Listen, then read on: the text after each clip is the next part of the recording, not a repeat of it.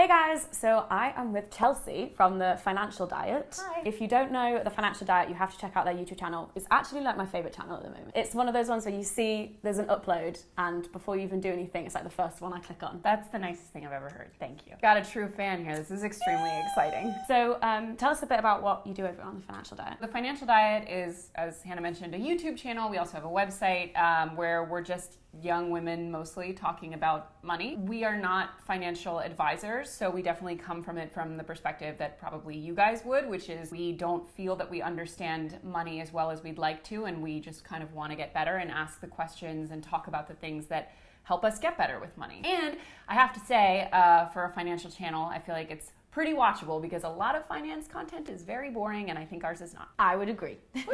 So speaking of the fact that Chelsea is not a financial advisor, and obviously neither am I, we're going to answer your money questions and try and give you some advice. But more just generally, I think, breaking down the taboos of talking about money. For sure. Because it's something that I love talking about in real life. Me too. So I asked for questions on Twitter and Instagram. We're just going to see what comes up. Jessica Samler asks, how should I balance risk and growth at various stages of my life? I assume she means financial and not like, driving a car down a highway with your lights off. Because maybe don't do that at any stage in your life. As far as risk when you're young, I mean, there are a lot of people who will say that being young is a time to take a lot of financial risk. I personally think it's more about personality type and what sort of is important to you. I think that there are many, many people for whom the idea of risk is very attractive when they're young, but I think they don't necessarily understand what that implies. For example, on The Financial Diet, one of the first things that we encourage people to do is to get a retirement account, like a 401k or an IRA. I still haven't done that yet. It's like next on my list. Yeah, it should be the first on your list. Retirement accounts are like one of the least risky things that you can do in terms of a financial investment, which a lot of people feel like it's like boring and why should I care, and I'm never going to be old. I'm going to be, 28 years old forever, but you won't. And so these risky things that you might be attracted to are probably not what you want to be doing in the long term. But also like not just in terms of financial risk taking, but like career stuff. When you are young, that maybe is like more of the time to take those risks potentially if you don't have like a lot of the other kinds of responsibilities. When I graduated from uni, I was like, well, I have no mortgage, I've got no kids, I, luckily have parents who will like still support me if I need them. And so I was like, I'm going to move to London and try and be a YouTuber. Clearly you're not going to do that when you're older. But I do think I hate when people talk in terms of like living like you're going to die tomorrow, because you're most likely not going to die tomorrow and you will have to live with every choice that you made. But I'm just I think you can tell from this conversation, I'm just not a risk taker. Just for 5, but let's just go with 1. Like finance, money, work, advice that you'd wish you'd heard earlier. Retirement fund. Retirement fund. I think the number one thing is just automate everything that you don't like doing. For me, like savings is a big one. Make sure that money is like automatically deducted when a check hits, because it is nigh impossible to see that money go into your account, experience it emotionally, and then have to go into your account, take that money away from yourself and be like, well, I'm not going to do anything fun with this. It goes into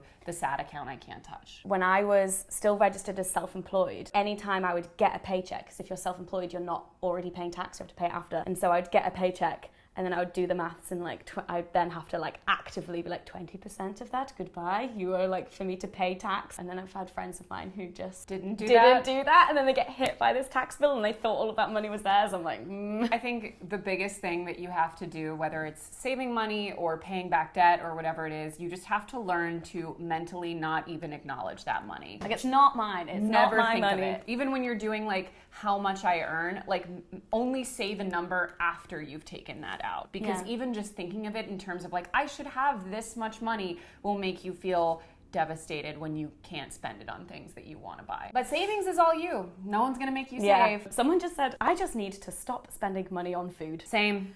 How do I've got you do no that? answer. In New York in particular, I've never been in a city before in my life where the idea of like going out and spending money on food and drink is just so normalized and like everyone does it. Like to put it in perspective, if you go to a bar in New York and martinis are $11, you're like, this is a bangin' happy hour. Like this is such a good price, which is just utterly psychotic. But to stop spending money on food, I think like the biggest piece of advice is just cook at home. Oh yeah. If you can, like that saves so much money. We cover that a ton on TFD. I've made us sound more irresponsible than we are. I would say like a solid 20% of what we talk about on the site is just like how to cook and be in your home much more intelligently, because that saves a huge amount of money. Soulcatch asks, what's the better investment? Stocks, bonds, 401k, sugar daddy, cryptocurrency, lottery tickets. So 401k is retirement. 401k is one kind of retirement account. Okay. Wow. I would say definitely not lottery tickets. Definitely not lottery tickets. Lotteries are a tax on the poor, almost literally, and should never ever be participated in. It's gambling. It's gambling,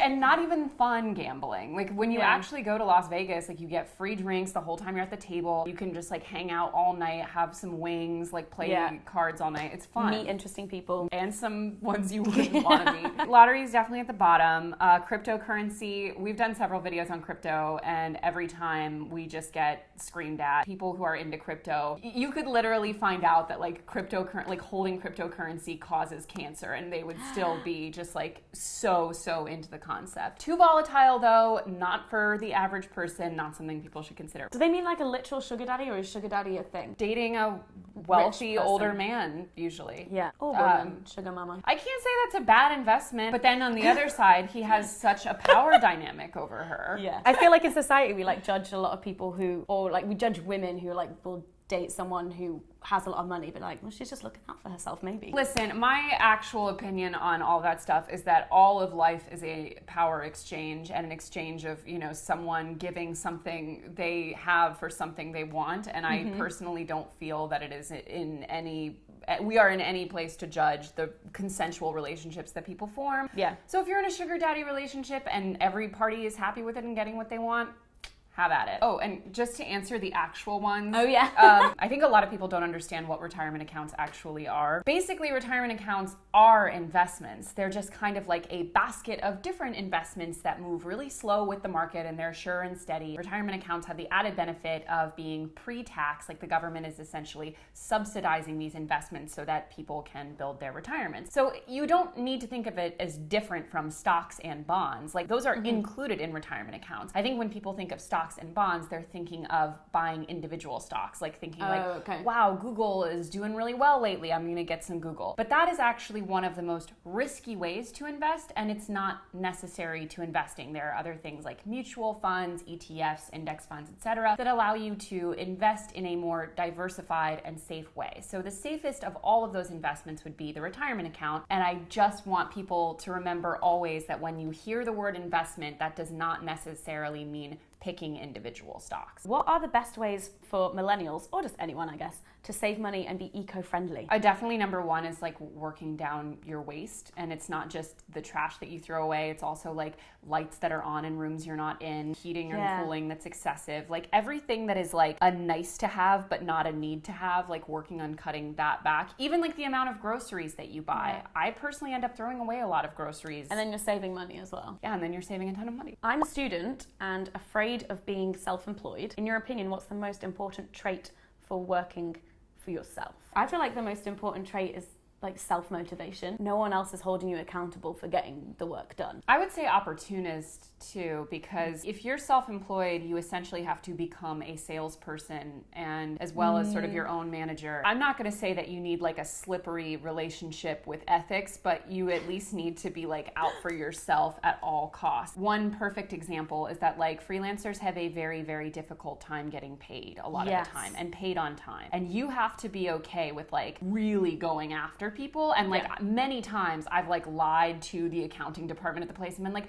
I was referred to you by this person. I wasn't. I Googled the email because I wasn't getting anyone who could respond to me about when my check was coming in. I think just being like knowing that you have to be a true advocate for yourself and not fearing that like real stand-up attitude is huge. That is one of the biggest problems I've seen with a lot of my friends. On the one hand, wanting to like go full bulldoze, but on the other hand, not wanting to ruin that relationship with that client. Exactly. But then I'm like, but if they are constantly giving you late payments, like, do you want to work with them? Do you even want it? But then is it a case of like, you don't have anything else coming in right now, so actually you need that? Basically, when you're freelancing, you have to make the case for yourself with every new person. And I think you have to get used to the idea of, with projects, biting off more than you can chew, accepting to do things even if you don't know that you can deliver them on time, and then forcing yourself to have to do it. It's not like a regular 9-to-5 job where your tasks are super well defined and the same thing every time. Like when I sold my first book, I agreed to a timeline that I was like 90% sure I couldn't keep, but I was like, I'm getting this contract, and then I forced myself to do it. So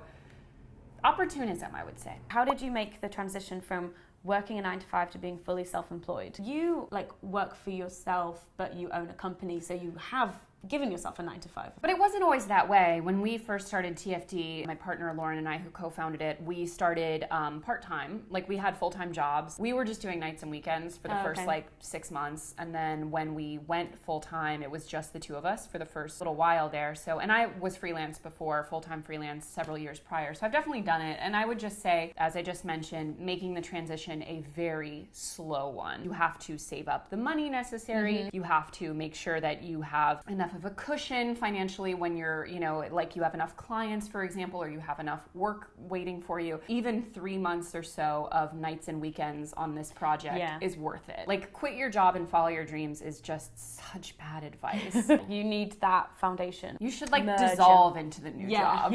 I'm curious, like, what's it like the other way around then, going freelance to full-time job? Yeah. I just work in a rather atomized way. Even when I was at the office at my old job, like I had my headphones on all day and I'm very much just like in my little zone. And I just feel like that is also one of the qualities that if you want to go freelance, like that's a good indicator. Like, do you like being alone? A lot of people think that they do, but when you're like year 2 into freelancing, you're like, I haven't worn real clothes in days. Like I haven't spoken to a real person. Like you have to be okay with that, and I genuinely am. So like even when I was at a 9-to-5, I like almost acted as if I were freelance. We'll do one more question. Cool. Did you have a lot of side hustles whilst you were building your brand / how many sources of revenue did you have? Also, if you had a day job besides YouTube / authoring at one point, how did you schedule time for the YouTube side? So you were saying that you did like TFD on evenings and weekends. I was doing YouTube on the side of doing a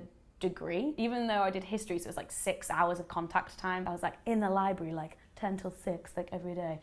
And so then I would do YouTube in the evenings and weekends because that was like my hobby. That's how I scheduled it, which is like similar to how you like started. When I first got into writing as a career path, which was back in like 2011, I had like 4 jobs at the time. Like I was an au pair, which is like a nanny. I was a tutor and I tutored like 2 different things. I was paying a lot more than writing was. I was also just like writing articles freelance, and then like I would pick up odd jobs as well on the internet. People were like, I need someone to help me move and like stuff like that. Honestly, a bit of a miracle I didn't get murdered when I was doing this. I'm really tempted to like sign up to TaskRabbit and just be like, pay me to build your IKEA furniture for you. You like doing that? I love doing not that. Me. I'll hire you. You can come assemble tons of stuff. I love it. For me, after uni, I got a job in catering when I moved to London whilst like trying to do YouTube. And then I got a part-time job working for a youth charity, making YouTube videos for them. And that was like 2 days a week. So it was great because it was like what I was doing as my part-time job really fed into what I was trying to do, and then it got to a point where I dissolved into it. Similarly, I would do a lot of copywriting jobs. Fun fact, they pay like 5 to 10 times as much as regular articles. And granted, they're often just like mind-numbingly boring. Like you have to write 2,000 words about an AC unit. But money is money, buddy. I would write for like prestigious magazines that would pay literally $0 an article, and I would write for like Frigidaire and get my whole rent paid that month. Corporations, man. That's where the money is at, not in art. Don't be an artist. You know, a lot of people are really snotty about that, about like, it's not art, it's not, you know. Sure. I'm like, fine, I can't eat art, buddy. Well, thank you so much for being on my channel. Me. Thanks for sending in your questions. I love talking about this stuff. So do let me know, guys, if you want more money, career-y kind of content. But yeah, thanks for watching. Please give this video a thumbs up if you enjoyed it. I've also done a video over on the Financial Diets channel, so you can go and check that out. Don't forget to subscribe and hit that notification bell, and I'll see you soon. Bye!